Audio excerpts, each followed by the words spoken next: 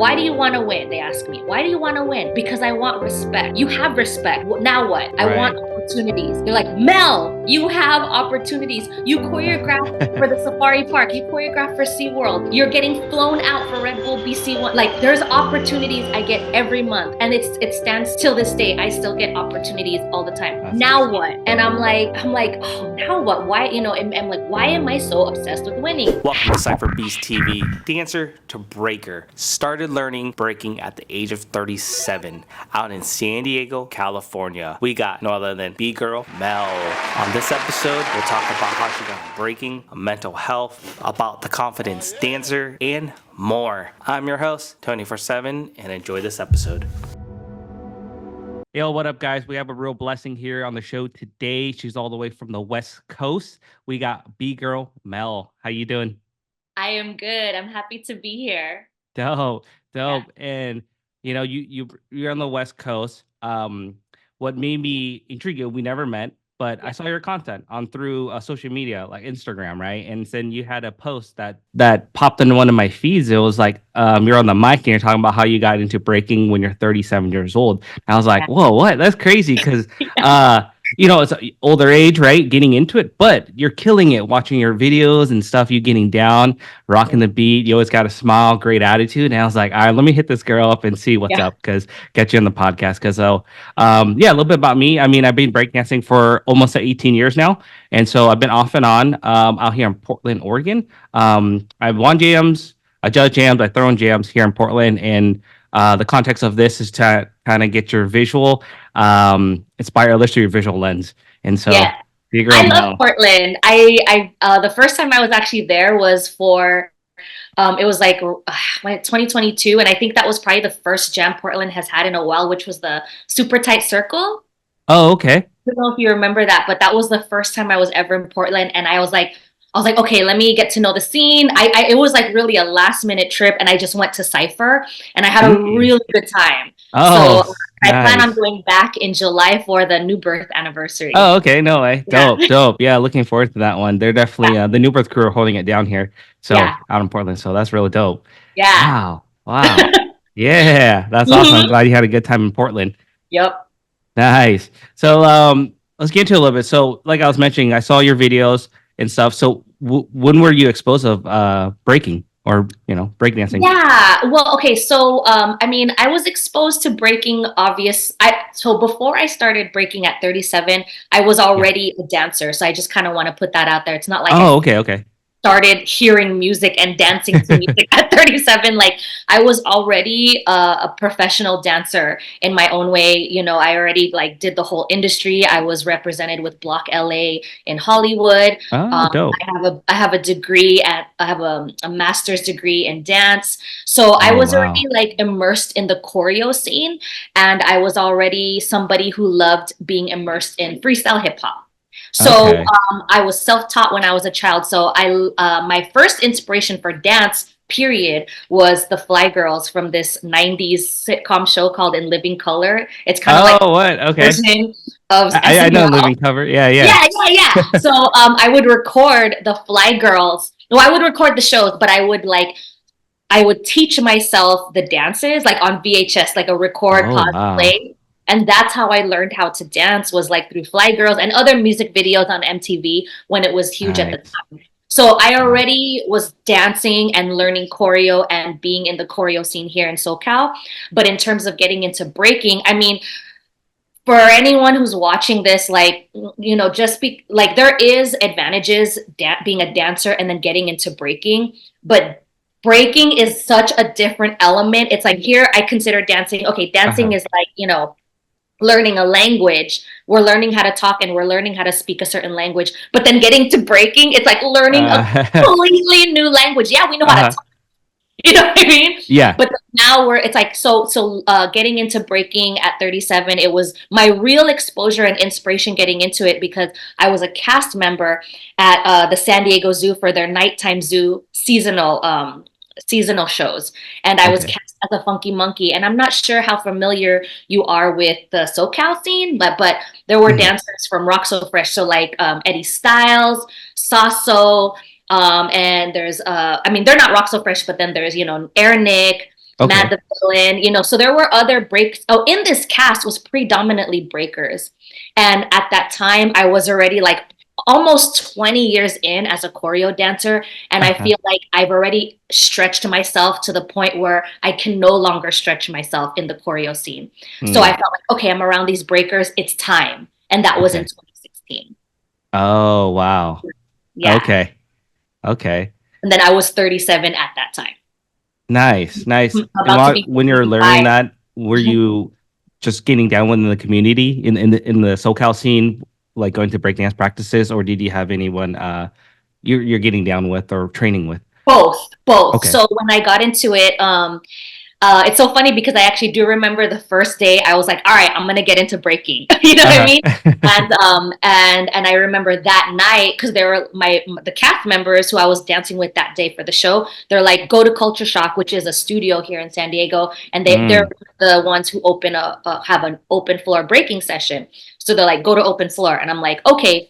And I went and I felt really out of place because I want to learn, but I'm like, what do I do? So when I Ah, showed up, I was like, I only know a six step. You know what I mean? Like everyone's doing all these crazy things, but I don't know anything. So that was very intimidating for me at first.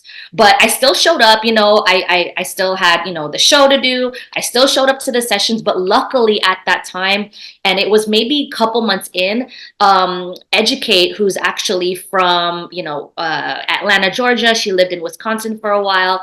She created a collective space called San Diego Bgirl Sessions. oh, And dope. and she introduced that. And again, I was only 2 months in, so I felt very lucky that in my origin years, I Yeah. was able to go to a safe space of women only to learn how to break and to train Oh, freely what? without feeling Yeah. judged.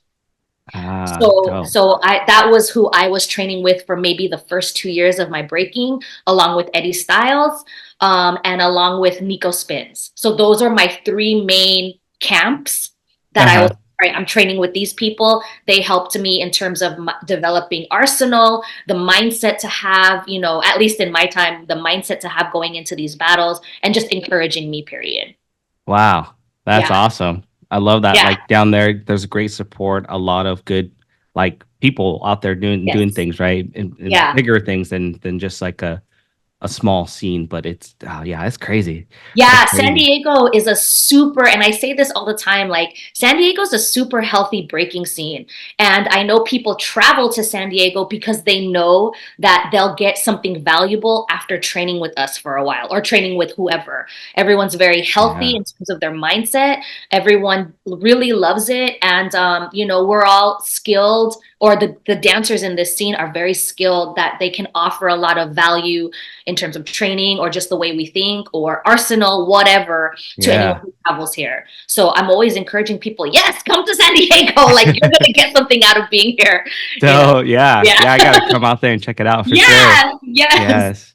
Yeah, I think last time I went to California, which I haven't gone out much, right? And so I've been in the Portland scene. I've been out to Seattle. I've been out to Vancouver, BC, Canada, but Nice. never out to like Cali scene. So like this last November, I went to freestyle session. Oh, yeah, And like I was, oh my gosh, my head was like it was like people I looked up to, people I seen in videos. It was so crazy, like left and right. And I was yeah, like, oh gosh, this is crazy. Like, how come I didn't go to these bigger events beforehand, or like yeah, when I was first coming up? Because then I think my mind will be kind of like a lot more expanded than yeah. where it was. So I was like a lot of in the community and local in the scene here, but Uh-huh. getting out there should definitely break a shell and Oh yeah, and just it's yeah. like I feel like not even San Diego, but I think like how you're saying you're able to travel to Seattle, Vancouver, and the other cities you mentioned. Like traveling, period, just expands ourselves. We get to build with different communities. We get to see the way they navigate in the scene, and it already adds value to our own journey Yes. because it's like, oh wow, that works for them. Okay, let me see how I can implement some of those mindsets Mm, to our community. And so that's how I've found value in traveling. And I've been very blessed to travel. Like, this is like, I'm 7.5 years in to breaking, but since the pandemic, I went hard on traveling. oh, And that's where I nice. was able to build connections. And I think even that's where my growth like inclined dramatically is since traveling and getting to know people, building with people, and then seeing how I've grown just through getting that knowledge and experience. Yeah, that's Yeah. awesome because every Yeah. section of the states and it's different community and different environment, right? And so Yeah. getting out there, it's great. Yeah, for Dang. sure. So Yeah. let's get into a little about your breaking style. So like, your attitude, your presence, your smile, your funky grooveness, like Yes. you're flowing with like it's very captivating when you're Yeah. out on the dance floor. And so were you always like a character like out like that? Have you Yeah, thank you for saying that. That's very kind to share those things. But I think when I dance, I am bringing out this like performance quality. So right. like I mentioned earlier, I was already in the choreo scene. So I was trained, and I had enough years of practice on performing in front of a crowd. So I Okay. consider and I'm already like, I'm well versed in like street show type of scenarios. Yeah. So I'm trained and I'm aware of what gets an audience to be with you when you dance. So I think that's Yeah. what allows me, that's what where I stand out a little bit. But now the challenge where I'm at right now is okay, how to keep it breaking. Mm, So here I am, right. choreo dancer, versed in party dancing, versed in freestyle hip hop, but not versed in footwork, not versed in power. And then Mm, my top rock is still right. too immersed and too fusion with other styles. And so that's my challenge is how when I enter these breaking competitions to keep it as breaking as possible, but yet find the balance of putting my own style and my own story and who I Mm, am into this dance. So this is where I'm figuring it out. Like I'm trying to figure out how can I make that balance, but also keep it respectfully in a breaking element. so But yeah, so I think yeah. that like to answer your question, it's I am a product of my past. I'm a product also of my environment and who I am and like what I like to see. So I am truly like a joyful person. Like I know sometimes people are like, Mel, Uh-huh. is that happy? Yes, I am that happy. But it's because I Yeah. surround myself with positive and healthy energy. I don't allow Yeah. myself to be around toxic energy, toxic mindset, toxic people. And so I am Uh-huh. attracted to joyful things. And so I like to bring that in my dance. I like to see that in the dance. I know that there's a like an aggressive type of energy I don't bring yet. And Uh-huh. aggressive meaning like how can I attack and smoke people, but then Right. like I'm still figuring that out, so yeah, so like I said, product of my past, but I'm still figuring out how can I create or make a style that makes sense to me that I am okay with and not Mhm. compromising who I am so that I can get points for a battle. Yeah. Dang. That's good stuff. That's good stuff. Yeah. There's one thing I'm struggling is like getting more freely and dancing at a competition. Like I practice this, I'll practicing it down. I do things I'm like, oh, whoa, I did this. I can't remember because, I Yeah. was freestyling. But when I'm still working on trying to bring that presence to a competition. Right. And so, Yeah. yeah. So Yeah, it's tough. and I actually I don't know if you do this, but I record all my practices, and I just like I record and I upload all the things that I like, and I create it on a private YouTube, and Oh, all the things okay. that I'm like, oh shit, that was dope. I put it on a private Instagram, so I can go back and see what are the things that I work on. Oh, But like in terms of you like looking solid and feeling good at practice, I'm exactly there too. Like I uh-huh. feel like wow, I'm really like I'm feeling good.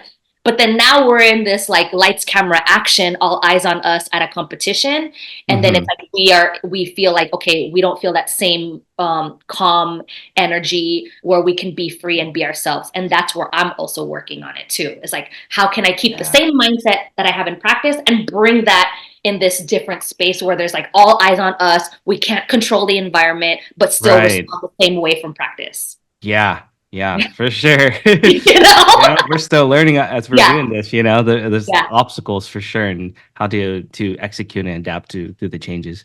yeah, Though, yeah. speaking of it, how was your experience with you entered a bunch of big competitions, also Red Bull BC one, which is one of the big known ones here today. Yes. How was your experience being on those stages? Ooh, okay. So my Yeah. I've been invited twice to regional as an regional invites. Okay. So my first one was for the LA Cypher in 2021, and then for the Seattle Cypher in 2022. And that was my Nice. first period experience on Red Bull. Like I've never entered any like city cypher or entered a Red Bull competition as a prelim. It was straight regional invite. And my first invite, I was only breaking for 5 years.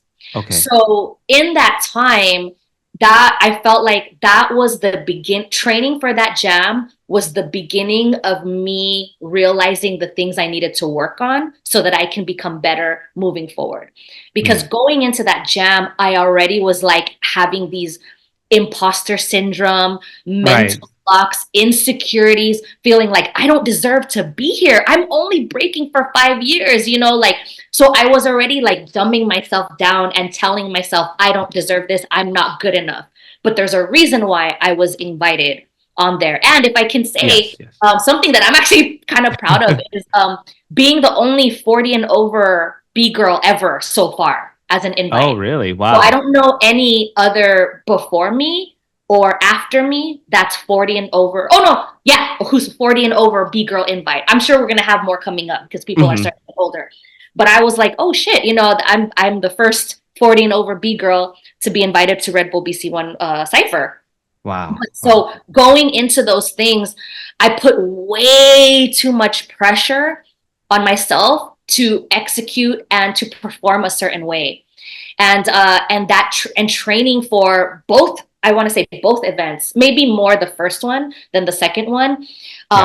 It wasn't fun.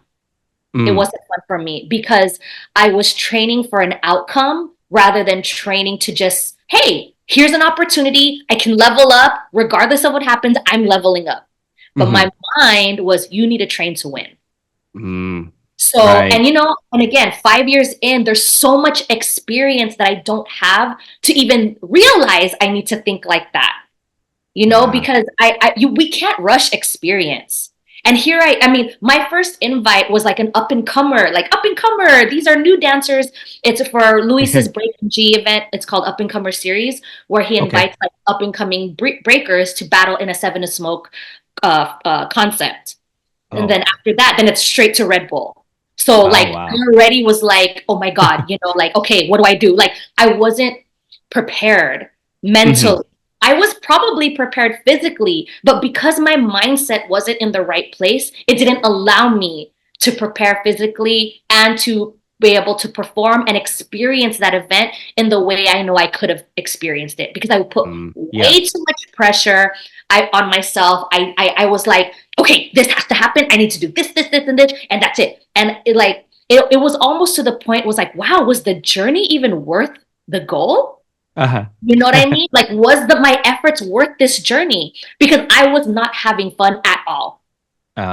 Again, I put way too much pressure on myself. I was thinking outcome. I wasn't thinking, hey, wow, here's an experience. Here's an opportunity to grow. Don't care about winning. Just level up. Just know, regardless, you're going to level up. My experience didn't allow me to think like that going into this event. Was that during the first year? The first year. The first year, okay. And a lot of changes for the next upcoming next year, right? Yeah. So the second year, I had less time to prepare from the invite and to going into it, which is fine, because we're always training and we're at where we're at, and then with that, I was like, okay, just do what you do, have fun, and let that event be a metric to see how far I've come. And that's all I thought of it. Like, all I thought was, okay. And it wasn't a metric not only in terms of like the arsenal and the execution, but also in my mind.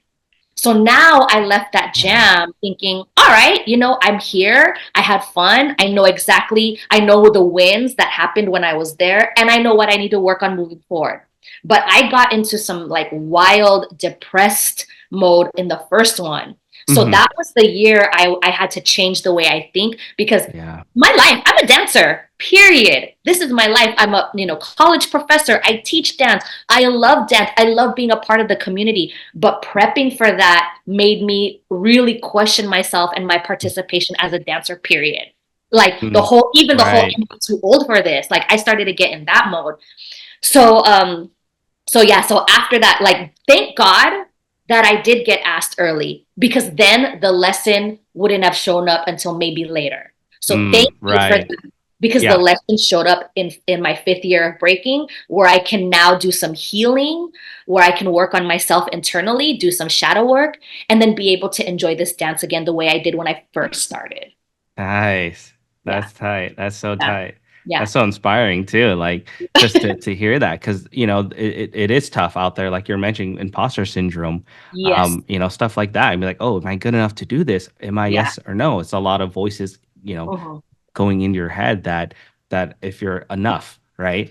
And the way I see Red Bull and like those bigger invite competitions is like you got invited because your style, your movements. This is why you got invited. Yeah, okay, you won competitions, or if not, even though you get invited, I feel like there's a unique style about you that's why you're there on the stage, and so Yeah, yeah, so yeah, and I have to continue even till this day. Remember that even though, like, I'm working on that whole. I'm better now, but it was since then and many years yeah. after that where I had to be like, the trophies don't define me, because Ah, that's the imposter syndrome where it's like, because I was getting even like asked to judge 2 months into me breaking. I'm like, how totally. but again, I have to tell you, Uh-huh. it's because I think, because I'm already like, I'm already a college professor of dance. I'm in the choreo scene, and I already can do. My vocabulary, my knowledge of vocabulary and history of dance is high when Mm, I first got into breaking. So I think that's where I'm just guessing, where I think people felt like, oh, let's have Mel judge, but it's like, oh, like I haven't been breaking that long, but and that's where a lot of the imposter syndrome started, where it's like, no, I need to have a trophy to define myself. That's my first, right, right. the way I thought. Don't ask, like, I shouldn't be judging because I haven't won yet. So I had to kind of take that away, where it's like, then it's going back to the whole mindset of, and I'm sure you maybe thought of this or have discussions about this, where it's like, even judges, even people who are champions, winning consistently judging, but they're a bad judge. Mm, you right, know right. I mean, and I'm aware of some judges who are amazing breakers, have done their time and respectfully have won consistent events, but just aren't good judges. And it's fine. It's like, kind of going back Yeah. to like the whole overall dance scene. You could be an amazing dancer but be a shitty teacher. You could be Hmm. a really great teacher but not the best dancer. So it's like, so I had to kind of think like, all right, they're asking me because they know I have an eye for dance. I may not be able to execute an air flare or even a windmill right now, but Uh-huh. at least Right, I'm aware right. of what is form, what is technique, and what is good dancing. And so that's where I had to be like, all right, all right. But it took me a long time to accept my first judging gig, like a long time. Oh, wow. Mhm. That's awesome that you got asked to that in such an early, like you meant saying you got the education, you got the experience of within dance though, right? Itself. Yeah, it's just So within that's dance, not breaking, right. Yeah, that's awesome. That's awesome. And you mentioned some of the imposter syndrome and stuff like that. I think a lot of us just we go through that type of stuff, and the more that we get educated in knowledge through kind of like mental health in a sense, right, to Yes. learn about Mhm. yourself, not just okay, you Yeah. got the best moves, but Yeah. mentally, and you could do physically, yes, but mentally you gotta repair those and heal those, and Yeah. find yourself, right. And so I Yeah. think a lot of us miss doing that. I mean, for me, I mean, there's a lot of times I got a lot of self-doubt, right, and a lot of stuff Yeah. like that, not knowing myself to be out there. But now, being this age, I'm just like, I'm just whatever I want. I feel what I want to do and stuff. So Yeah.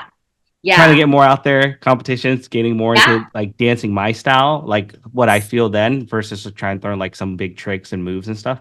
And Yeah. so letting loose is probably the biggest key for me. Yeah. And, So, even if I can mention, because what you're saying, and just like, being able to, go through what we're working on mentally so you could feel more free in these competitions. I actually just went to this jam over the weekend in LA. uh-huh. It's called Apply Pressure, and it was hosted by John Gibby, Irvin Arana. Like there's a team of people, and it was also the Oh, Floor dope, Games dope. anniversary, their Right. qualifier. And so I entered the footwork with my crewmate Snap One. I'm not sure if you know who she is, but Okay.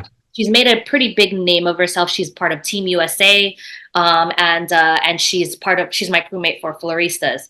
So we talk about all of this stuff a lot, like about healing and where our mindset is and how it affects our journey.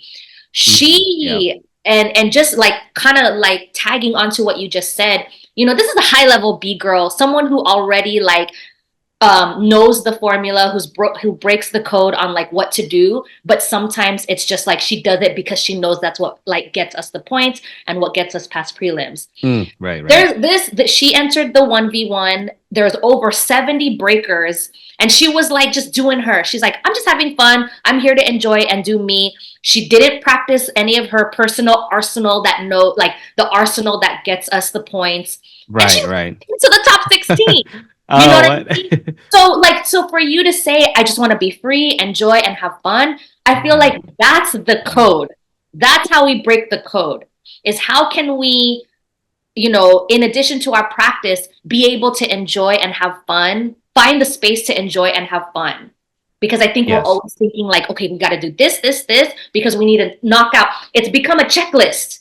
Oh, Right. Yep. do they Yep. have this? Do they have this? Okay, then they can go on to prelims Yeah. or go past prelims. So it's wild. It's wild. It is wild. It's wild. That's where it kind of gets you, get overwhelmed, right? And Yeah. different things and mess with your emotions and it throws you off. Yeah. Yeah. Yeah. So it's a lot of battle mentality versus being free. And yeah, there's a lot to it. But as an Yeah. experience we're going through and just keep competing as, Yeah. for fun, for the love of it, getting to meet the Yeah. community at jams it's always a great time. Yeah, and that like again, so since 2021 and after that first Red Bull experience, I really had to change the way my mindset was like, when I enter these jams, try not to focus on, okay, I like expect a certain outcome or train for a certain outcome. Just enter these jams, just do what I do, keep showing up to practice, keep working on myself, the inner, the shadow work, and then use these events to collect data. Like that's it. Okay, I entered this, I Right. did this. Yes. All right, okay, that works. Okay, now go to the next one because we are now in a space. Our culture is now in the space where there's like 3 jams happening in the same weekend. We are in jam abundance right now. Yeah. So Yeah. we're not in a time where there's like 2 jams a year. So people are like, people are really putting all their energy for this one jam, and then like that's the jam. Like there's a like Super Bowl of this year is that event. But with like every jam, we can make every jam will count, and every jam is always an opportunity for us to grow and collect data to get better at the next jam. Yes. So Yes. that's how Definitely. I was seeing it, or that's how I learned to see it. I didn't put all my eggs in one basket anymore, and I used to do that. Mm, Yeah, yeah. Yeah, it's crazy when you look at the whole world in a whole. Literally there's a jam every weekend. It's yeah. crazy. Yeah, and I feel like even in San Diego or SoCal or like, we have people, there's a lot of dancers in San Diego who travel. So you'll see dancers in the Bay Area, in LA, in Vegas, in Arizona. Like there's just Yeah. and people go. Like I see a bunch of San Diego people in this event. I see a bunch of San Diego people in Oakland, like in Phoenix. Like Wow. we go because thankfully, at least this is my thoughts, we all kind of share the same thing. Like, all right, there's these opportunities there's always a jam to get Hmm. better. And it's not, Yes. this is the jam and that's it. Like, Yeah. Always keep moving forward to, get better at the next one. Okay, I didn't do good at this one. Let's bring it to the next one. yes, And it's then just just keep. collecting data, Yeah. That's it. That's dope. Oh, I like Yeah. that. I like that Yeah. analogy, collecting data. That's Well, dope. that shouts to Profo because Profo, I love, he would come to San Diego a lot and he would stay with us. And we always have these, like, you always have these breaking chats. And that was one thing I always kept with me is that these events should just be about collecting data. Nothing more, nothing less. You're just seeing what works on what type of floor with what type of shoes and your whatever moves you use. Like, it's just like you're seeing, okay, this works, next. you know? Right. That's so tight. That's Yeah. tight. Yeah. Yeah. On our I was looking through your content on YouTube and stuff. So you got a niche going on called Groove with Mel, right? It's like a 10-minute or something roughly. So could you talk about like the creativity of it? Yeah, thank you for bringing that up. That was actually something I was playing with last year because Okay. I started to be like, because I wasn't teaching in person at the colleges anymore.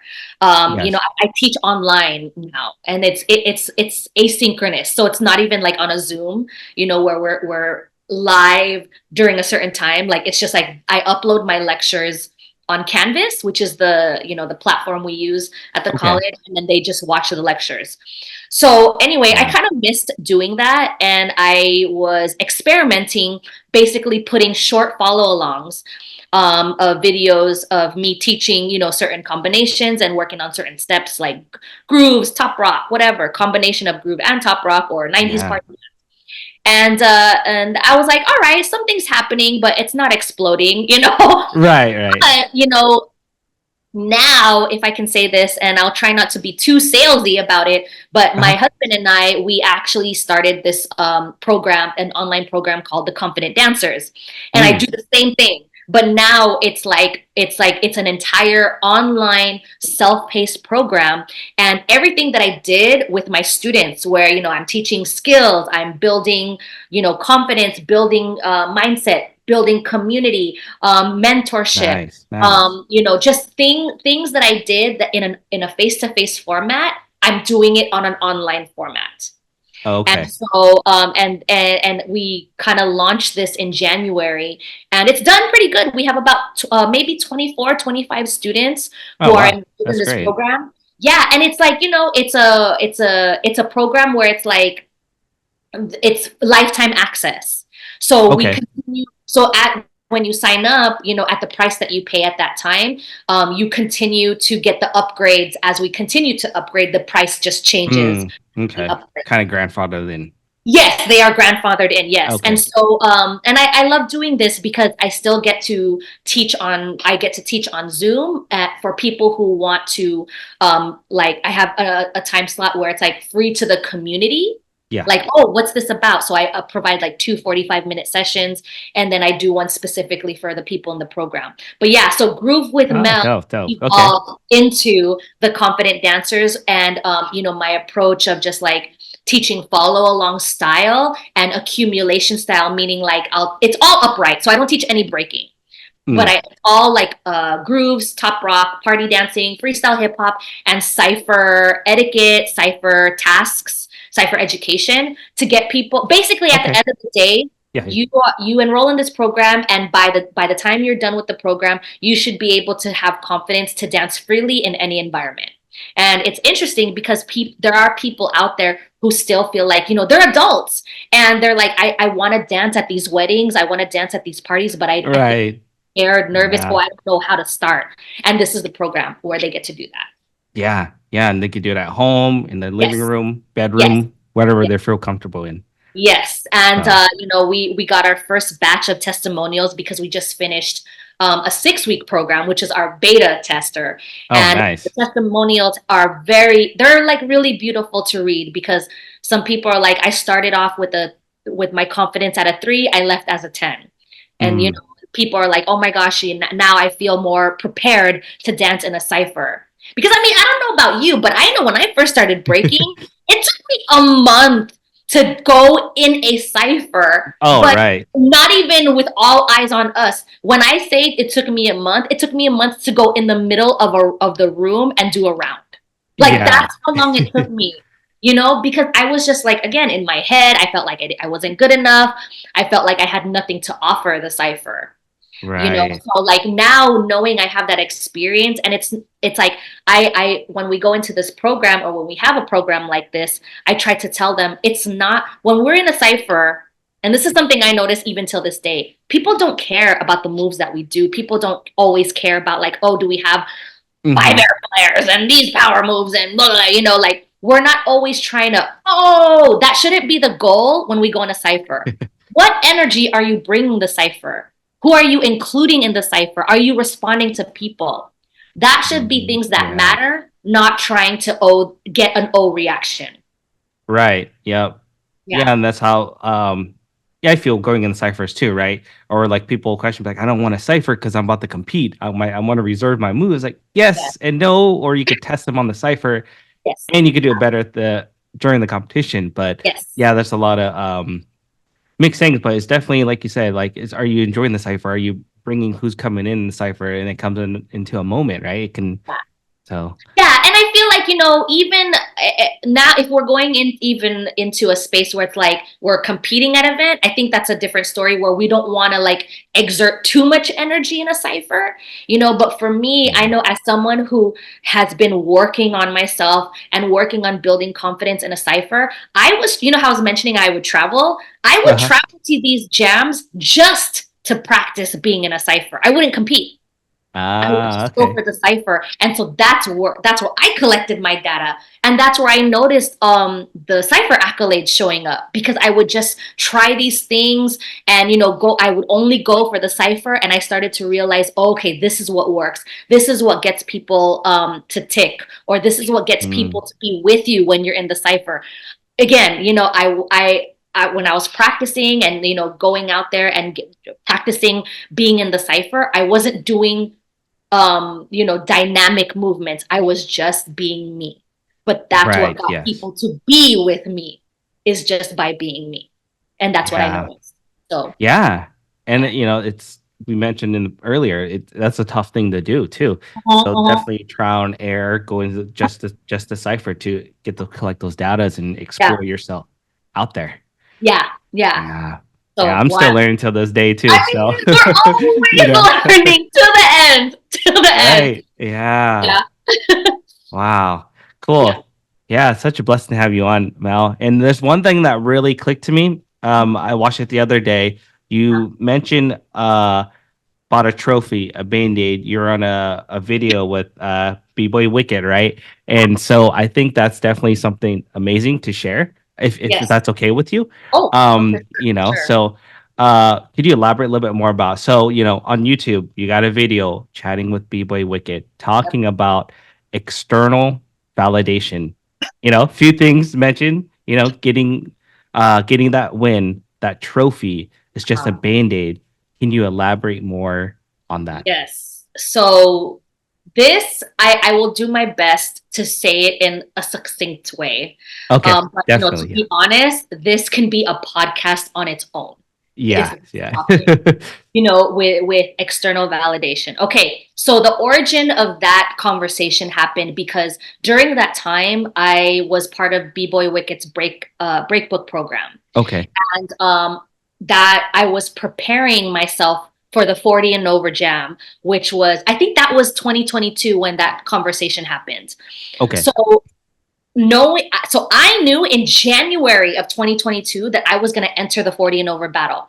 I prepared myself in January. I'm like, okay, I'm going to hire Offset Med, to be my coaches, my fitness coaches, to Oh prepare wow. me. I'm going to get a therapist, or I'm going to see therapists Uh-huh. to work on my mindset.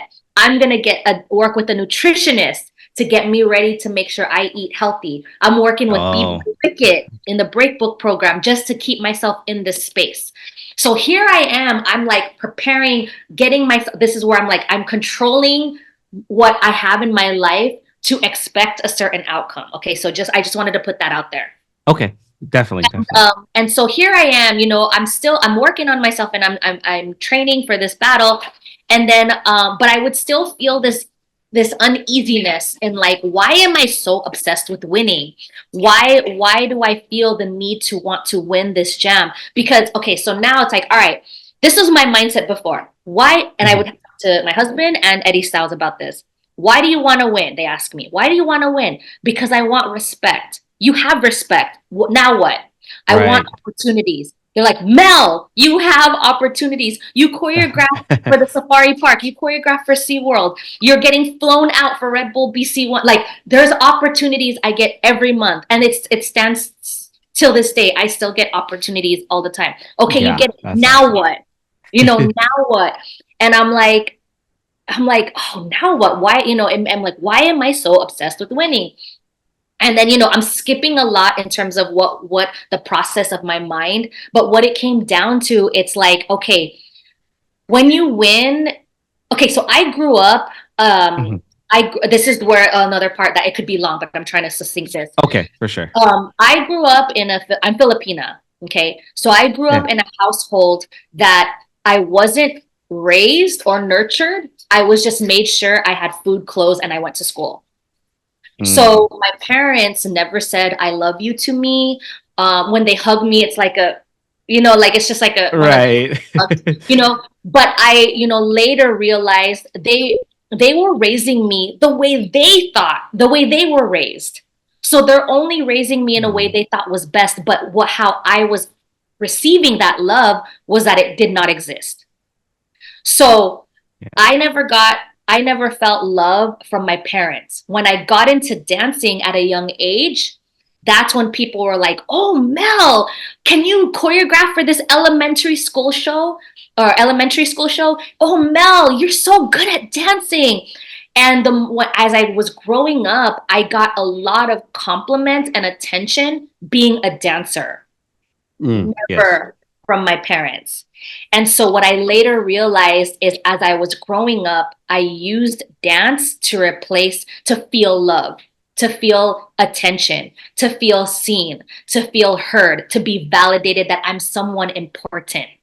And because I lived my life that whole time, and let me add this too, like I would take, so in the choreo culture, Uh-huh. when you take a dance class and you get picked as select group, like the end, oh, we're at the end, I'm gonna pick these dancers. That's a thing. I don't know Oh wow. how important it is now, but when I was, coming up in the scene, that was a thing. And that was my goal. I'm gonna be in the select group because I'm the best dancer in this class because I want people to like see me and I want people to know whatever, an ego thing. Okay. So anyway, kind of closing it out, I realized that as I was growing up in this choreo scene, I was using dance as a way to feel love, to feel validation, to get attention, to get the applause, to feel like seen and heard, as I mentioned earlier. And Yeah. so here I am in the breaking scene, wanting that same thing. And in breaking culture, to feel that or to see the results of attention, eyes on you, love, validation, it's through a trophy, right? Right. And Right. so here I am, I'm working now. My mind is like, all right, I'm training hard because I want to be a champion B-girl. Because I want those trophies, because I want to feel the validation, the love, the attention, the applause, and all of that. Okay. Yes. And so there in that conversation with Wicket, I'm like, okay, I get that. But in the breaking scene, that only exists for 2 days. You can win Red Bull BC1. You'll have Yeah. all the attention for 3 days. And it's like, all right, on to the next. Mm-hmm. Now what? So then I'm going to want to win another. So I'm going to want more trophies because I want to feel the love still. So it's not the Yeah. trophy that's going to make me feel love. I learned I need to be the reason why I am enough. I need to work on Yeah. being like, I need to accept myself no matter what. I need to be the reason that I feel love, I feel seen, I feel heard. And I can't use something external like a trophy to validate me as a person. And that's what I was doing for the first 6 years of my breaking journey. Is I Damn. was using a trophy to define who I am and using a trophy to feel like that's the ticket to allow me to get opportunities, to get respect, to get love and all of that. But no, I'm the one who does that. And it Yeah. took me that long to realize that. Wow. Yeah. That's so fire. And like, because the cliche is like you're always if you keep chasing it, you're never gonna catch it, right? Oh, yeah. And so I think that's so valuable and like such knowledgeable to people to like hear this and to say in a sense, Yeah. you gotta validate yourself. You Yeah. are enough doing what you're doing. Yeah. And even sorry, and you said Yeah. chasing. You said chasing, right? And Yeah. so even just using that word chasing, we're already creating an energy that we will never get it. So if we Mm, keep saying, I'm going to yes. chase the win, I'm going to chase the trophy, I'm going to chase being the champion, we're already setting ourselves energetically that we'll never get there. So like kind of speaking in Right. metaphysical manifestation type of mindset, we need to have a mindset of like, I am a champion. Even though we don't have Right. the trophy yet, I am a Yeah. champion. I am amazing, and then that's where all that, but it's weird because, it was hard for me at first and it's still hard for me now because I am so used to other people validating me. I'm so used to needing someone to tell me, Mel, you're so dope. Mel, you're good. Oh my God.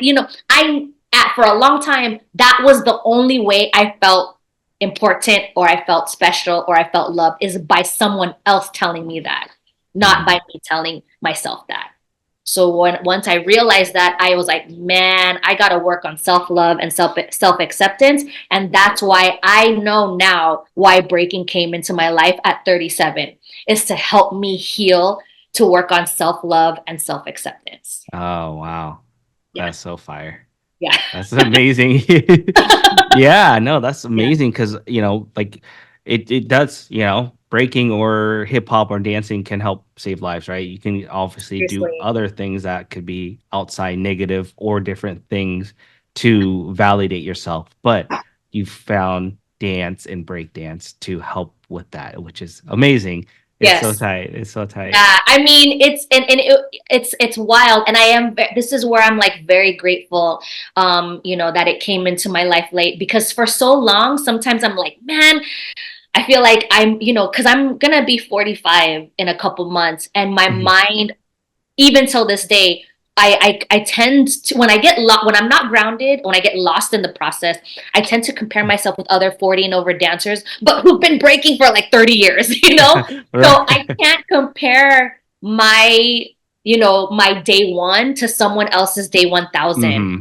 And so that's Right. again going back to the healing where it's like, just I can't compare myself because comparing is going back to it's Yes, yes. already like an unhealthy mindset when we go into comparing in breaking. Like we're all Oh, unique. yes, yes.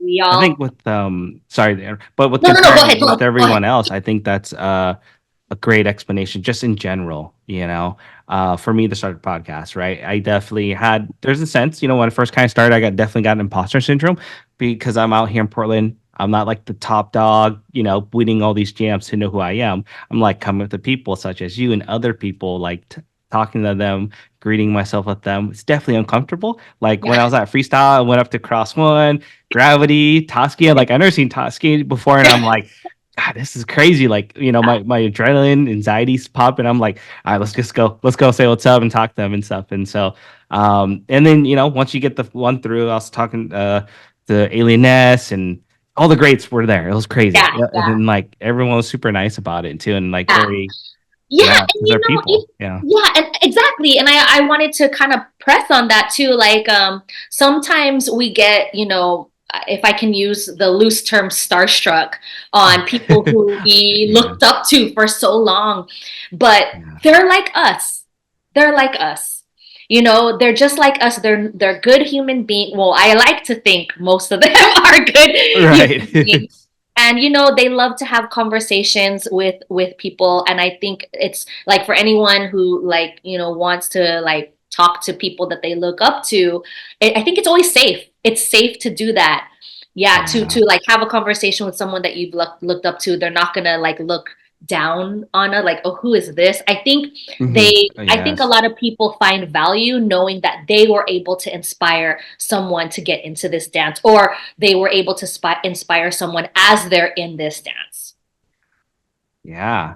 Yeah, definitely. In the mindset, so, someone's been out there and done things, and you kind of you want to know their knowledge and history from them as well. Yeah. So Yeah. cool. Wow, that's so dope. Yeah. It's so good talking to you. Heck yeah, this is I this is know. real It's so dope. fun. Uh, I got one thing. When you're mentioning with the coaching and mentoring during your training process, you had these mentors or coaches, right? Um, some people may see, getting a coach might be invaluable, but for you, how does it valuable to you to get you on your, your track or your goal? Okay, so at the end of the day, when I see like an opportunity to have a coach or to someone mentor me or train me, I first see that as an opportunity to build a relationship. So Yeah. regardless of the outcome of what happens with, working with someone for a specific event or whatever, or anything you want to work on specifically, the value is we're building a relationship or a healthy relationship, I like to see, Okay. with these people.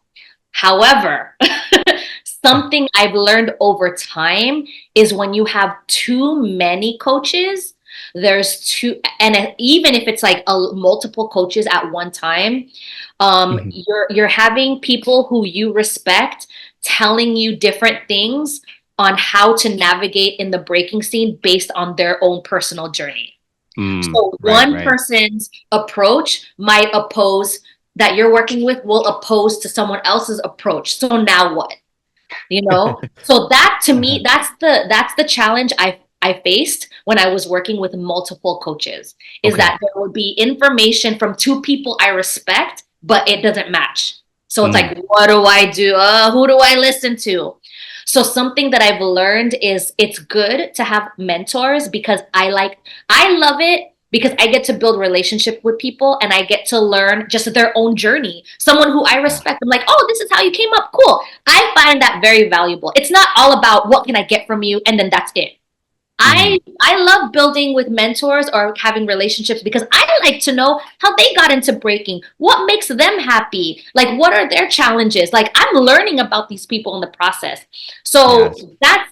that's the value I find. But I know some people who are just wanting to get into fast track, especially with the youth breaking and all of that. Like they're hiring coaches to get them to the fast track to be a champion. I get Mhm. that. But as someone who's older, I definitely find value in like getting to know these people. But so Yeah. that I no matter what, Yeah. it's a win for me. It's a win for me to have mentors. But what I've learned is having multiple people tell you different pieces of advice that conflict. That's the Mhm. challenge. Ah, Yeah, okay. That's where yeah. you're kinda in the middle and you pick and pull what works for Yeah, you, and you just right? like, I don't know, okay. And then sometimes when you have multiple people telling you different pieces of advice for one thing, okay, just example, I'm working on the windmill and I've been working on it since Uh-huh. last July. Okay, I'm telling you, I'm like so committed. I'm like committed. But Yeah. for a while, I was allowing different voices of people I respect to give me advice. And I'm like, okay, okay, okay, okay, okay. And it's like, it was confusing and I feel like it probably took me longer. It's taking me Mhm. longer because I was listening to everybody. Because Right, like, right. I'm like, I respect everybody. I love everybody. Okay, everyone's advice works. Yes, it works, but it works for them. It doesn't work for me. Yeah, You yeah. know what I mean? And that's what I've learned. So now working with, now just like kind of like like taking it down, like specifically for the windmill, I got like Mhm. two people I'm working with now. Oh, die, You know die. what I mean? Instead of like listening to everyone and like taking every piece of advice that they're telling me and then trying it. Like, you know what? It works for them. But Mm. I need to pick. I just need to pick and Yes. pick and choose who I work with and then just leave it at that and then just show up. Right? That's it. Yeah, yeah, Yeah, put in the don't work. more the just be like more mentors doesn't mean fast improvement. If Yeah. anything, it slowed me down. Right. Yeah, Yeah. yeah. Dang. Dang. It took me probably I don't know, I want to say like 10 years or 8 years at least to get my windmills. Like it took me a while to get windmills too, Yeah, right? I mean, it's hard. It's hard, especially Yeah. like, especially as an adult who already has a physical bias, not any injury specifically, Mhm. but Yeah. not, I don't have the strength already set up in my body, or there's already like Ah. all these different biases going on. So it's like, we have to start from the bottom and we have to build, it's not just Mhm. about like, okay, repeat this move. Like, no, if we want to learn windmill, we got to learn how to turtle stab, both sides. Okay, now head off the floor and then stab. Like, there's so many levels to it that I didn't realize that was necessary. Mm. But it's Right. It fine. is. It's fine. I'm actually having fun learning because, you know, I'm seeing like, wow, like I'm in, again, I don't mean to always bring up that I'm in my 40s, but really, I'm Right. in my 40s Yeah. No, and that's I'm that's tight. still growing strength and endurance and stamina. And that's the thing that surprises me is like, because when you start to talk to people from high school, I'm not saying any Right. of my specific friends in high school, Okay. but when you Okay. start to talk to people who you haven't seen in a while, it's like, like they have a certain mindset where they've kind of like given up, or they've Right. sort of, like, accepted where they're at. But it's like, no, like age doesn't define or tell us we can or cannot do something. It's our Yeah. mind. So Yeah. like, I stopped being around people who would say, "Oh, it's too late for that shit. I'm too old for that shit." Whatever. It's like, you're 28. How are you too old for this shit? Right. So like now, so for me, I need to be around people who are like, working hard and like, still like excited about training, and it's okay that we're not there yet, but we're still, working hard towards it. I like being Yeah. around them because it's like, yeah, we're doing it and I'm seeing the improvement in my body and my technique. It may Yeah. not be like a quick overnight thing, like how we see some of these kids. Like, it's like, what the hell? How do you have a single arm air flare, whatever, and you Right. Yeah. it's like, no, that's different age bracket, different body bias, whatever. Mm-hmm. So yeah. Yeah. So anyway, I don't know how I got into that. Yeah, Tangent. no, for sure. But I yeah. mean, So the tricks and power from the newer guy, it's crazy. It's incredible, right? And it is. throughout the time from growing through it, it's evolves, which is what we want to see. So Yeah, yeah. But I think, for anyone who's trying to learn the windmill, which connected since I've been sharing my windmill journey on social media, so many people have like messaged me or commented like, I'm 52 and I'm learning my windmills, and you're inspiring me that it's okay that we don't have it, just yet. It's like, I'm yeah, with you. And it's like, that to me is the win. Is that other people feel like it it's is. okay, but let's just keep working. And as long as our journey towards, our goals is a happy one, then we're healthy mentally and physically. Like, Yeah. if our body is still allowing us to move in a way that's meant and started by the youth, by mind Mm-hmm. you, and that we're still having fun in the process, we already won. We're already winning. So I need, and our quality of life, our longevity in life is going to continue because of that. Yeah. So, and that's another thing I have to remind myself. It's like, don't chase the win. Like, be thankful that my body can do this. Be thankful that Right. my mind is improving, because that means I'm going to live longer and I'm going to live joyfully. Yeah. Wow, you're incredible. This is awesome. Thank you. Like, so much knowledge, so much experience through validation, so much from your age and still doing it, You're not giving up. You're move those achievements and gonna hit this goal, then what's the next one, right? What's the next Yeah. one? Yeah. But it makes it in a healthier environment to get these certain moves, right? So I and mean, yeah, within like dance. the whole like process, both the physical and the mental healing, it's I know it's never gonna end. It's gonna be till my end, till my physical body is done. But Yeah. like it's like how, we were saying like the using the trophy as the band-aid, like we Right. gotta have a relationship. We gotta have a relationship with healing, that there's no like, okay, I'm gonna go hard on my healing for a year and then, okay, I'm healed. Like, it doesn't work like Yeah. that. So as we continue to grow, more things are gonna open up. More awareness is gonna be created within us. And then the journey continues. It just continues and continues and it Yeah. continues, because we're always growing, we're always evolving, and we're always developing ourselves. So more is gonna show up. But it's just like, okay, accepting and being thankful that we can continue to do that and be better people, instead of like, Mm. we got to work on this now. Like, that's already the wrong mindset, Right. Yeah. Yeah. Yeah. That's so dope. That's so awesome. Thank Are you. you working any projects or anything in Horizon? I know down the road. Yeah, like I mentioned, the Confident Dancers program that my Okay. husband and I created. We actually just launched our 8-week self-paced course today. Oh, no way. Yeah, so now, Nice. yeah, so we just launched that, and that's pretty much our baby. We like to, Yeah. where we're doing the free Zooms for the community. When I travel, I like to share, hey, is there a way I can do a workshop so that we can create more awareness? And this Yeah. program, again, like I mentioned, it even though, so like, yes, we're teaching basics like grooves, top rock, 90s party dance, freestyle hip hop, it's all basics. It doesn't mean it's for a beginning dancer. Like, there's a lot of dancers who are in this program now who were like stars in their high school, or like Uh-huh. really dope in high school, took a long break, and then are wanting to get back into dance. So it's Mm. really great for anyone who just wants to build confidence, period, who wants to Yeah. be with the community and who wants to level up. Yeah. Yeah, and if Fire. I can, if Fire. I can share, if it's okay to share, Yeah. they can Yeah. just go to Instagram at theconfidentdancers and follow. Okay. Okay, cool. And that's where we could find it.